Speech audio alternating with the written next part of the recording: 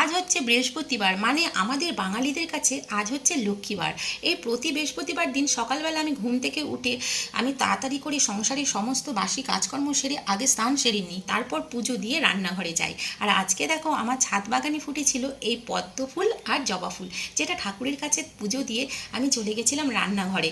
আর আজকে আমাদের রান্নাঘরে রান্না হয়েছিল চিকেন কষা। আজ যেহেতু ছেলের স্কুল ছুটি, সেই জন্য ওর বাবা সকাল সকাল চিকেন দিয়ে বলে গেছিলো ওকে একটু চিকেন কষা করে দিতে, কেননা ও চিকেন কষা খেতে খুব ভালোবাসে। আর ওই ঘরে পড়ছে, কালকে আবার ওর পরীক্ষা আছে জিওগ্রাফি। আর এই সময় ও এসে চিকেন কষা, একটু কষা মাংস চাইছিল খেতে। তাই আমি ওকে বললাম তুমি যাও গিয়ে পড়ো, আমি তোমাকে কষানো হলেই মাংস আমি দেবো। আমি জানি প্রত্যেকের বাড়িতে এভাবেই তার ছেলেমেয়েরা মায়ের কাছে আবদার করে একটু কষা মাংস খাওয়ার জন্য, আমরাও কিন্তু করেছি একটা সময়।